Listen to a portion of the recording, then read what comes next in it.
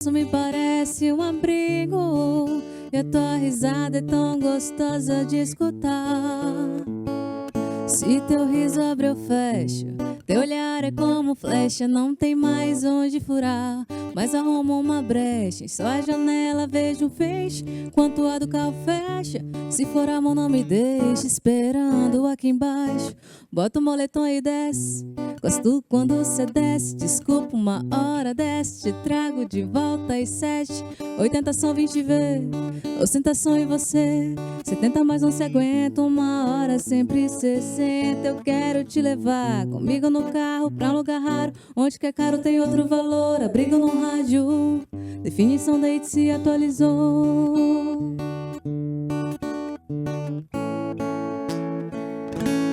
Quero te levar comigo, quero te guardar em mim. Fica coladinha aqui, fica mais um pouco aqui.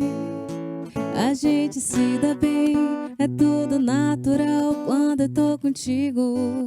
O teu abraço me parece um abrigo e a tua risada é tão gostosa de escutar. A gente se dá bem, é tudo natural quando eu tô contigo. O teu abraço me parece um abrigo e a tua risada é tão gostosa de escutar.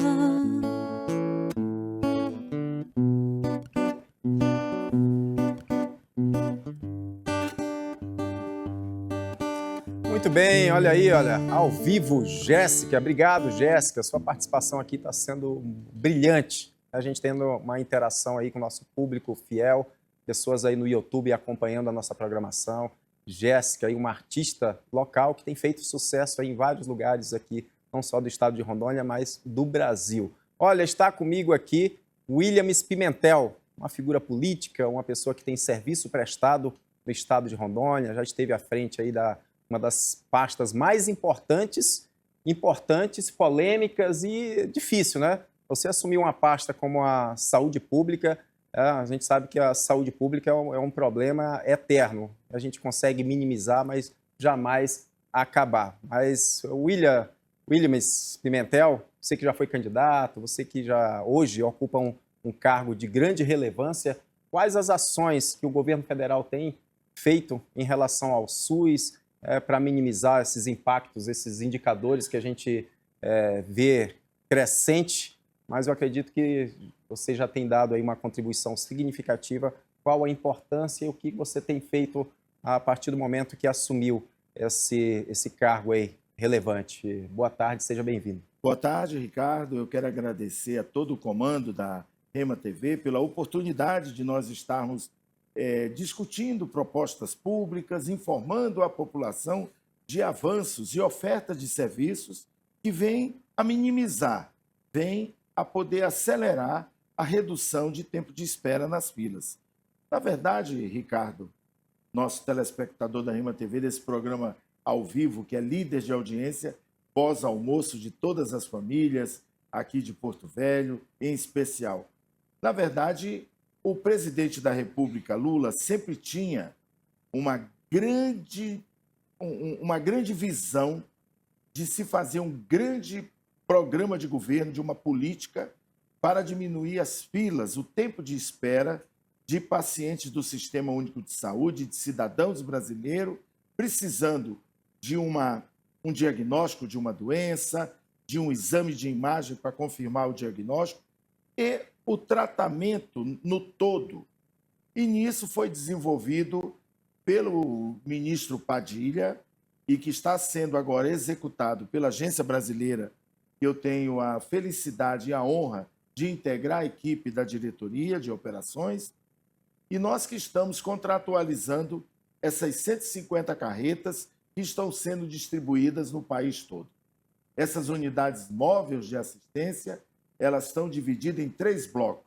O primeiro bloco é a saúde da mulher, essa que estamos vendo aqui no telão, nesse super telão de LED aqui do estúdio ao vivo, onde nessa carreta estará sendo feito o atendimento e o diagnóstico para o câncer de mama, câncer do colo de útero e avaliação ginecológica. E, posteriormente, definido as biópsias e o tratamento a ser definido, se é quimioterapia, se é radioterapia ou se é até o procedimento cirúrgico. Isso é importantíssimo. Diminuir fila é a nossa meta desse grande trabalho. E daqui uns meses, o mais rápido que nós pudermos, estamos contratualizando, virá a carreta para os exames de tomografia e ultrassonografia e, por último, virá a carreta de oftalmologia. Williams, só pegando um gancho aí do Pois que você não. está falando, e também para o telespectador entender, porque às vezes as ações do governo federal, muita gente se confunde com ações do governo do estado. Isso é uma ação do governo federal. Esses ônibus são ônibus... As carretas são do governo federal. Governo federal. E no mês que é um mês justamente do combate Outubro Rosa. ao câncer de mama, né? Eu perdi uma mãe pelo câncer de mama, então a gente sabe a importância de você fazer a prevenção, o cuidado que você tem. Então isso daí é uma medida aí que é absolutamente importante e que muito contribui aí com a saúde, principalmente das mulheres aí que sofrem, são acometidas aí por essa doença maligna. E aí, Ricardo, tem uma pergunta importante, que é o gancho que você está me dando. A ação é do governo federal, o investimento é do governo federal, mas a gente não quer ter nenhum tipo de desarmonia dentro do Pacto Federativo.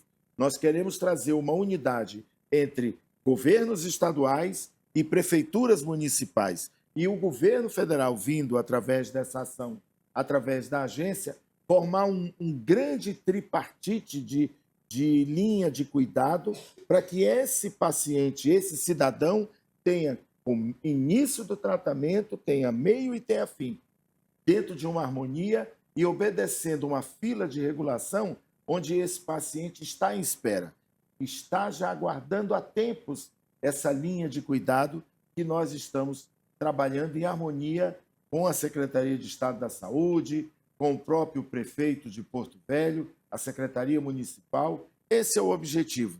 E isso é uma linha, Ricardo, que vem agora nesses primeiros 30 dias, que é o início em Porto Velho, e já estamos também levando para o Acre, para Belém do Pará, para Roraima, para o Amapá e para Tocantins também.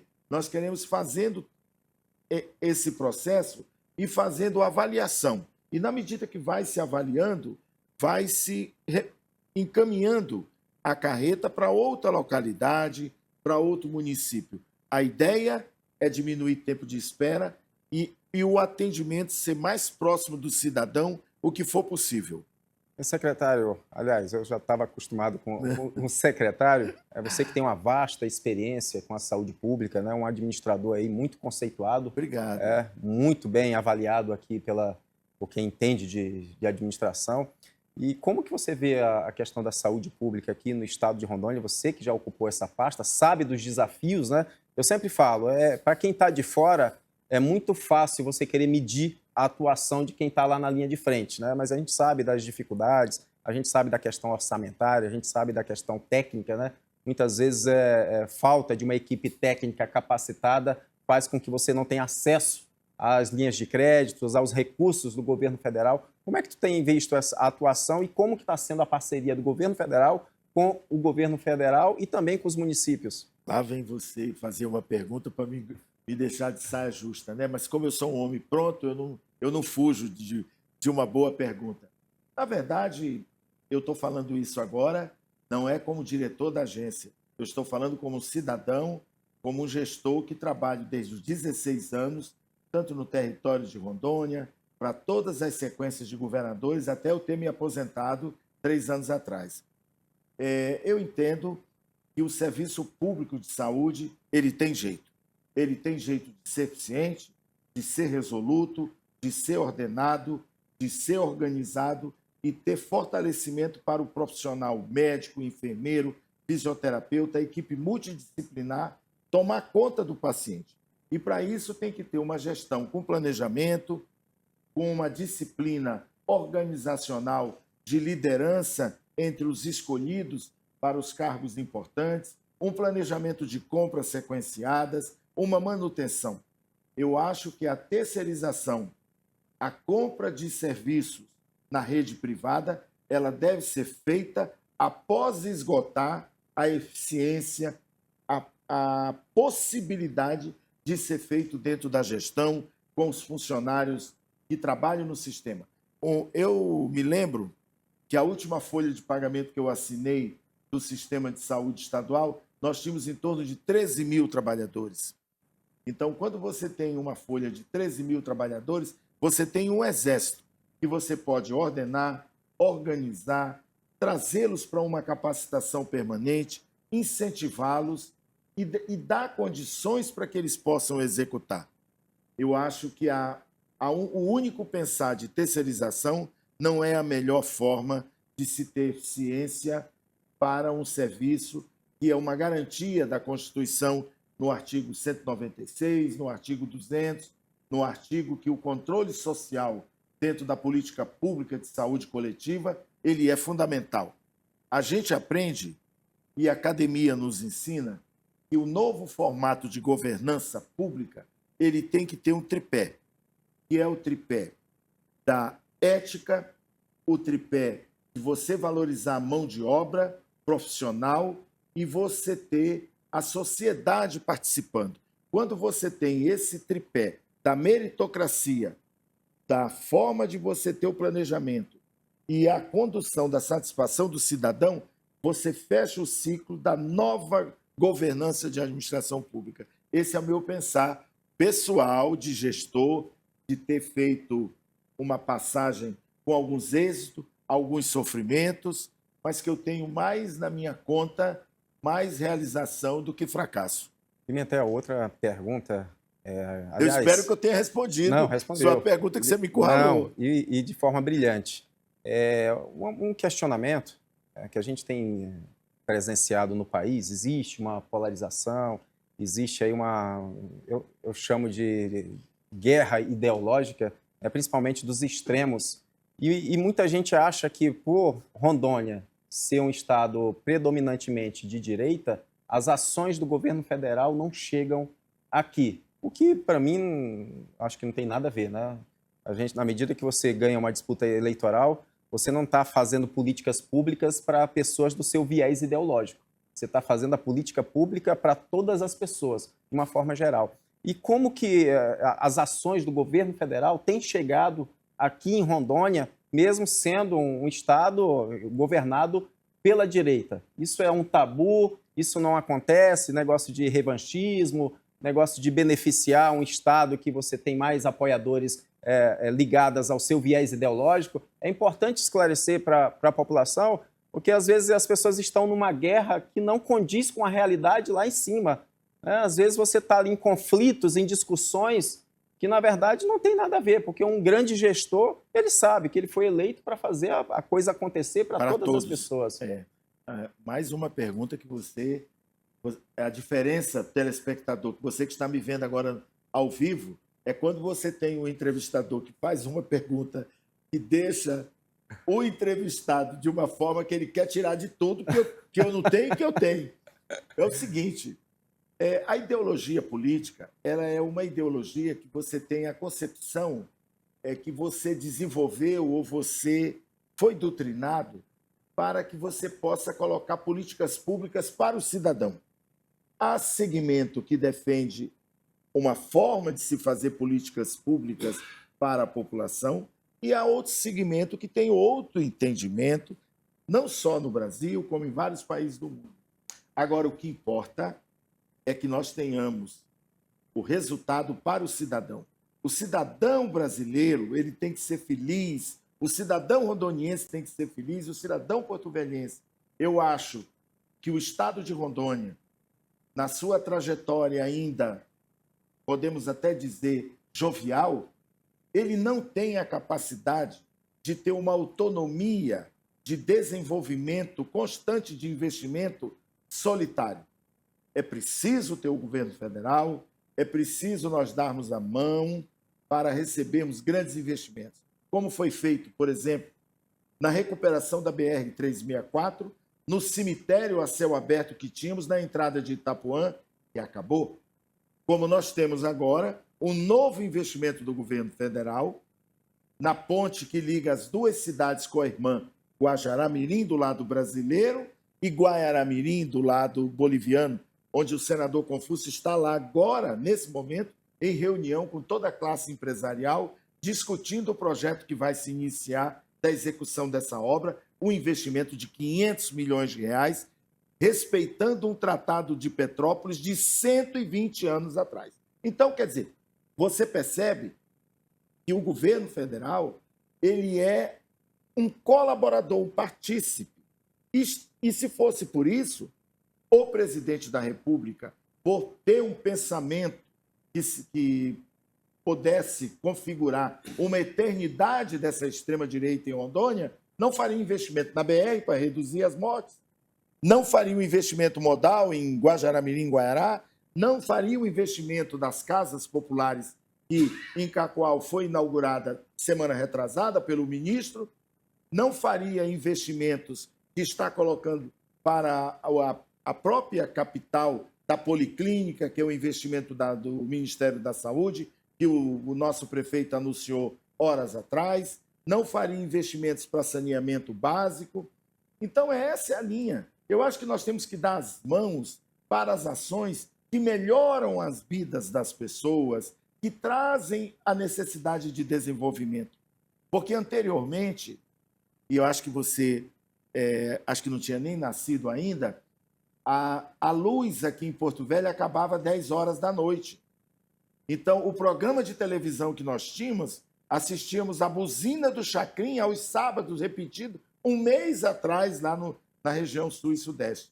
Então, é diferente, o mundo evoluiu, nós temos a necessidade de porto-velhense, rondoniense, de sermos felizes, de termos tecnologia, de termos inovação, de termos os nossos filhos estudando em formação, como é o IFRO, que é do governo federal, como as universidades federais abrindo as portas para mais pessoas poderem graduar. Então, essa é a linha que esse país precisa manter, esse rumo do desenvolvimento, com essa riqueza farta, com essa abundância que nós temos dentro da questão do meio ambiente, como vender o oxigênio nessa troca que está se valendo agora de riquezas para a Amazônia. Então é isso. E vem agora a COP30 em Belém do Pará, onde será discutida, dentro da Amazônia Legal, todo o aspecto de desenvolvimento ambiental para o Brasil, que é uma fonte de riqueza ambiental para o mundo todo. Eu acho que é isso. É o governo federal, não podemos largar a mão dele e dizer eu quero ser feliz sozinho, me deixe em paz. Não será assim, jamais. Pimentel, agora para... Pessoal, estou com tempo ainda. Tá tudo ok aí? Que a conversa tá boa, a gente nem percebe o tempo passar. As perguntas que tu faz, eu tenho que estar raciocinando aqui, como é que eu vou responder? Não, é importante, porque realmente, às vezes, existem coisas, pensamentos da população que muitas vezes não tem profundidade em determinados assuntos, que acaba deturpando as coisas, né? E Pimentel, como é que é a questão do teu futuro político? A gente sabe que não tem como a gente dissociar. Você é uma pessoa que sempre acompanhou de muito perto a política, foi candidato a prefeito, eu fui também candidato a prefeito ano passado. A gente sabe da missão que é, da dificuldade que é, mas a gente sabe também da importância de a gente ter nomes bons, porque às vezes uma pessoa que tem serviço prestado, e já reconhecido inclusive pela população, pelo meio político, e às vezes quer se afastar, não quer mais colocar a cara a tapa, não quer mais colocar o seu nome. Como é que tu está vendo a questão? Eu falo isso porque, infelizmente, hoje a gente tem uma bancada aqui federal que eu considero muito aquém daquilo que a população espera, não só deputados federais, os deputados estaduais, enfim, o Congresso, de uma forma geral, a gente espera pessoas mais capacitadas, pessoas que realmente saibam o que estão fazendo e que queiram melhorar a vida da população que mora nos seus estados. Como é que tu vê o teu futuro político? Você vai ficar nos bastidores, vai ficar ajudando de outra forma ou pretende aí colocar mais uma vez aí o seu nome à apreciação? Eu acho que eu tiro os seus princípios também, da sua jovialidade, da sua disposição. Nós temos uma coisa em comum. Eu acho que nós somos soldados dessa cidade, soldado dos nossos cidadãos, soldado de um desejo de querer fazer política pública focada no interesse coletivo.